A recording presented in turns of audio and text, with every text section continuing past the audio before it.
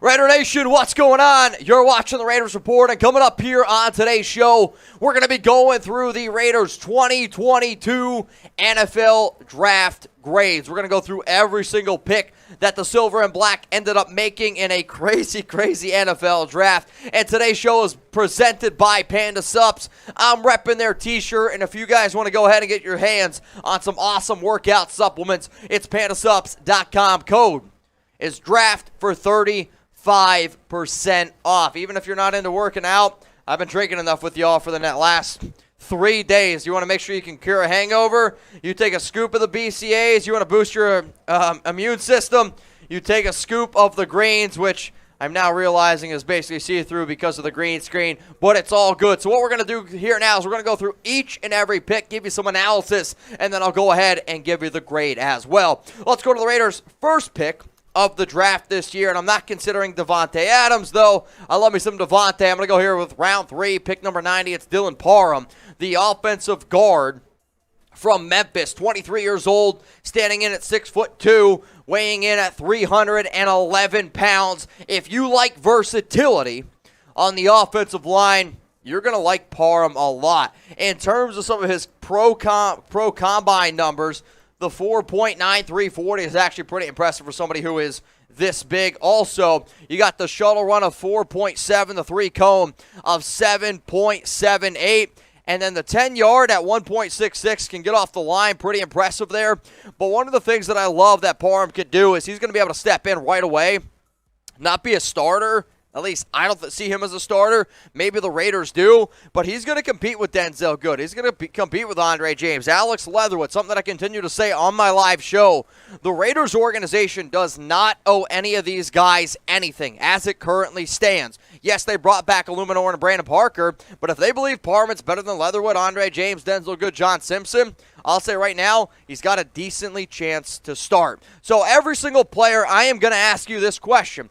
Grade the pick of player name at that pick. It's A, B, C, D, or F. So I know, so the rest of everyone watching knows who you're talking about. I want you to put the player's name, so Dylan Parham, or you can put DP, and then put number 90, and then put your grade in there as well. A, B, C, D, or F. The reason why I'm going to go ahead and give this a C+ as grade is because it was a need for the Raiders, and he offers you a lot of versatility. He has some experience playing at left guard. He has some experience playing at right guard, right tackle. He also played center at the Senior Bowl, and that versatility is why I'm going to go ahead and give this a C+ grade. Let's now go to round 4, pick number 122, and the Las Vegas Raiders actually traded up for Zamir White with the Minnesota Vikings, and there was a few trades that ended up going down here. The Raiders gave up a few picks. They moved up 4 spots. They get the running back out of Georgia last season with the Bulldogs. Had 160 carries, 856 yards, and 11 touchdowns. If you want a bowling ball style of a prospect, that's what you got here. He's 6 foot tall. He's 215 pounds. I had an NFL scout text me during the NFL draft, and he said, he's like a Nick Chubb style of running back. He's not going to really offer you too much in the passing game, but he's going to offer you a lot in a zone rusher. Tested as a really good athlete, somebody that big that can run a 4.4. It is impressive. However, the pass catching is not there. Solid yards after the catch, yes. But the fact that Zamir White wasn't the only running back that the Raiders took in this year's draft, spoiler alert, I think is actually pretty bad news for a running back like Josh Jacobs. All right, y'all, so go down in the draft or in the comments right now, A, B, C, D, or F. I want you to grade the pick of Zamir White. A, you absolutely loved it. B, it's good. C, it's okay. D, it's bad. F, you effing hated it. For Zamir White, I did think it was kind of peculiar. I'm going to go ahead and say it was an okay, average move and give it a C grade. To make sure that you see every single Raiders video that we drop here on the Raiders Report, my guy Jeremy Chuggs and I, we've worked probably 44 hours over the last 3 days. We've been live for over 20 hours over the last 3 days. We were giving you the picks before you saw them on TV. Not only that, man, we're going to give you guys a video every single day. We're going to get you videos during the season. Off season, it doesn't matter. And it's 100% free. So if you're wondering why should I subscribe, if you love the Raiders, that's why you should subscribe. And you don't lose anything. If you don't like the show, unsubscribe after a week. That's what I've been telling people. If after a week you unsubscribe because you don't like it, that's fine. That's up to you.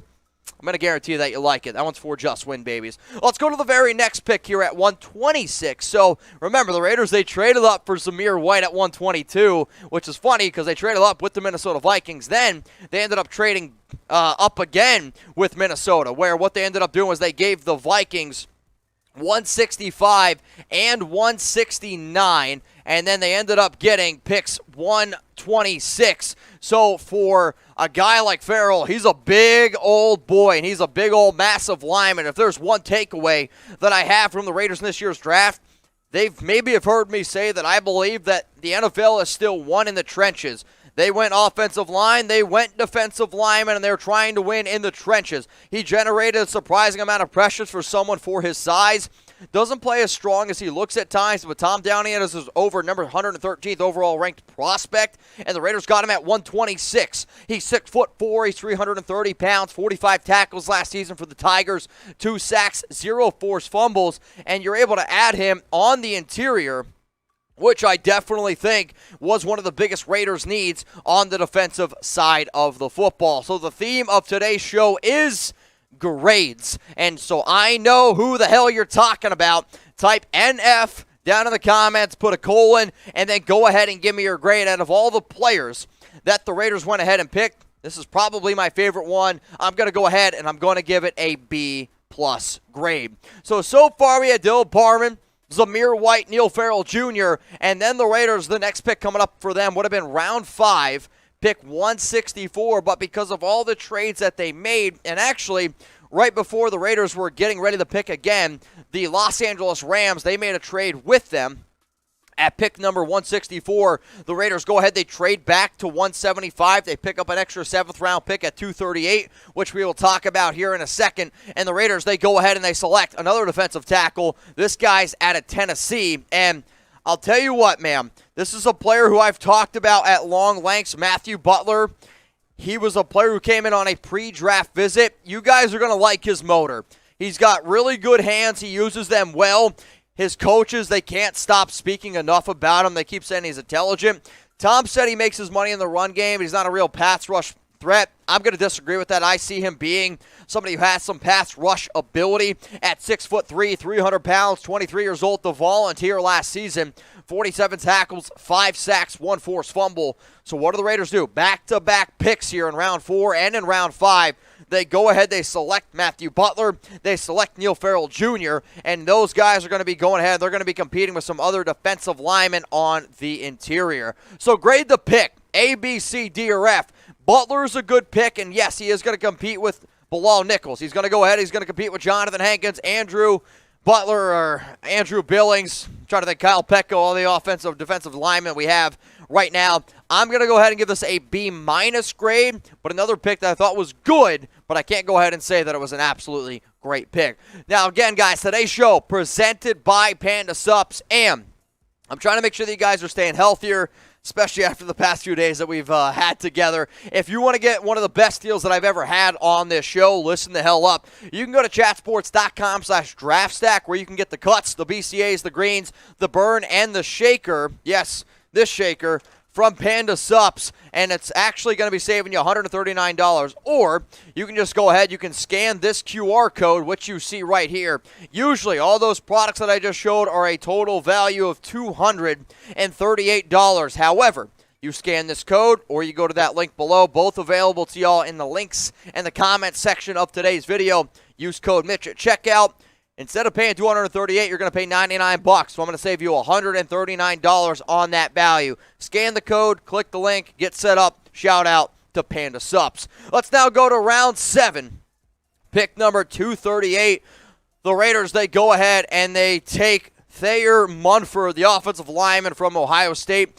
Some people view him as an offensive tackle. I view him as an offensive guard. He's a 4-year starter with the Buckeyes, capped off by a move to guard. Lengthy player, which he can use at times to his advantage. Sometimes he has a bad habit, which is one of the reasons why I don't want him to play tackle. He leans forward, which gets him in trouble, whether that's false starts, whether that's him just giving up bad plays. He played in 12 games last season, allowed only 1 sack, 6'5", 328 pounds. This could be a project for a guy a lot like Carmen Brasillo, but Thayer Munford has some offensive line versatility. He has the ability to play tackle. We'll see ultimately where he goes, but I know Tom Downey had him ranked in his top 150 prospects. So grade the pick of Thayer Munford, A, B, C, D, or F. And when I go ahead and grade these, if I give somebody a higher grade, it doesn't mean that I think they're a better prospect. I'm always grading based on value and value alone. So the fact that the Raiders got him at 237 is why I'm going to go ahead and give this an A grade. I think at the fact that you got him here, there were other players on the board that I wouldn't mind of taking. But overall, the prospect who I had in the top 50, you get him at 237, that's good value, and for that reason, it's an A grade from me. The final pick, and I get it, it's at pick 250, it's in round 7, and I always say you can't make a bad 7th round pick, but I do think you can make questionable picks, and this is just one I don't understand, and I hate taking that away from somebody who gets to live their dream here. Brittain Brown, round 7, pick 250, the running back out of UCLA, had 102 carries, 616 yards, 7 touchdowns last season. But now when you look at the running back depth chart, this was before the draft. Now you add Zamir White. Now you go ahead, you add Brittain Brown to this. Josh Jacobs, they declined his 5th-year option. You have Kenyon Drake, who they just kind of gave him an interesting contract with his void years. You go out, you sign Brandon Bolden. What I really want to know from everyone is, do you guys think that they're going to trade Jacobs? Do you think Jacobs' future is 100% safe? I don't know. I don't have a good answer, but I do know this. If I was a running back and I was watching the draft that this Raiders organization had, Josh McDaniels and Dave Ziegler, I don't think I'd be very confident about my job. Yes, Josh Jacobs has a Raiders tattoo, but you know what?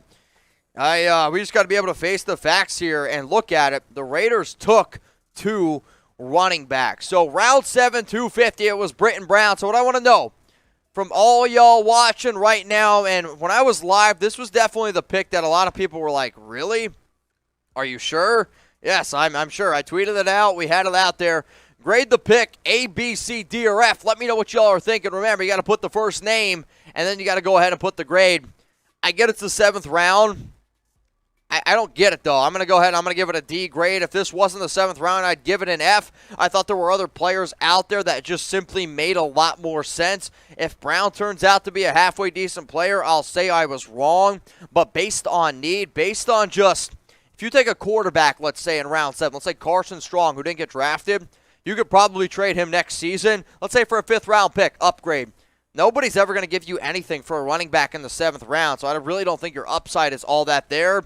The Raiders must have really liked him. Maybe they're planning on using him in some sort of special teams value. All right, y'all, so let's go through all the picks here, and then I will give you my overall grade for the Las Vegas Raiders in the 2022 NFL Draft. Dylan Parham, round 3, number 90. Zamir White, round 4, 122. Neil Farrell at 126. Matthew Butler at 175. And then the 7th round picks there, Munford and then Brittain Brown in the 7th round at 238 and then 250. So if you guys could, let me know your overall, let's say, rate this entire draft from a scale from 1 to 100. So go ahead and scale it. How have the Raiders done? Grade the entire draft from 1 to 100. 90 to 100 is an A. 80 to 90 is a B. 70 to 80 is a C. So on and so forth. I'm going to go ahead and I'm going to give the Raiders organization a 73 grade, maybe a 74 is probably how I would sit. I am usually a little bit more tougher of a grader, but I was happy about the 2 defensive tackle picks, some other question marks. My grade for the Raiders is going to be a 73. Before I get out of here today, y'all, thank you for everyone who tuned in during all of our live coverage. Major shout out to guys like Joshua Garcia, the MVPs of our live shows like Raider Ron, David Zahn, Soavi Love, Raider 818. Major shout-outs to Luke Atkinson. We had a hell of a show today. Shout-out to, I'm trying to get Mercedes Renz. He sent in a big one. Mondo was clutch tonight. We had Weston Joy, Johnny Redding. He was absolutely incredible. Ellison DeCastro. We got the best damn fans in all of sports. I always want you guys to remember that. To make sure you stay up to date because I can't make a video on everything. Hit me up on IG. Hit me up on Twitter, @MitchellRenz365.